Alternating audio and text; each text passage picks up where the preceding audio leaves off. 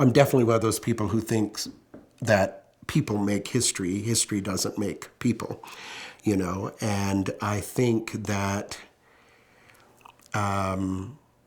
well, for example, I think that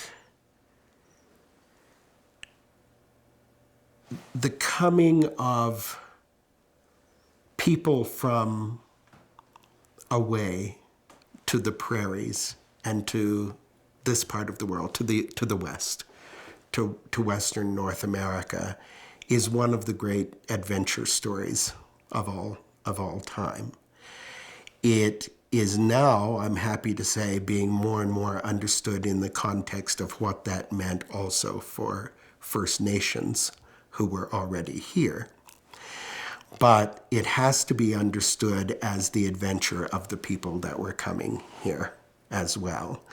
And that can only be understood, I think, imaginatively in terms of what that individual human experience must have been like to read the bare historical facts of this is when Calgary was incorporated as a town, and this is when the Mounties arrived, and this is what happened, and so forth.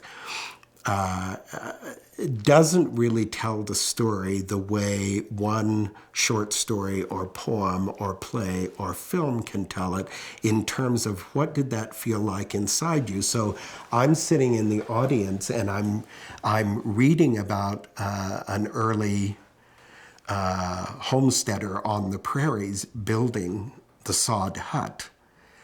And I know, because I can see even historical photographs of what the sod huts looked like on the prairies in the 19th century and early 20th century and so forth.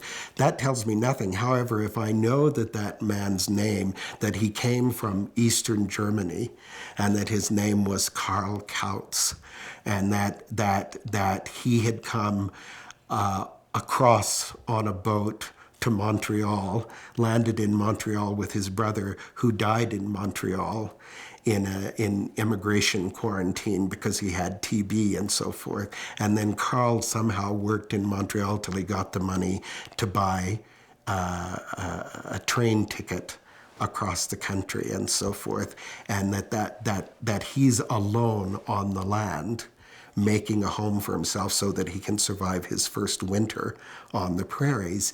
It begins to become something that I'm feeling inside, not just registering in my mental computer. It becomes not information, but information attached to emotion,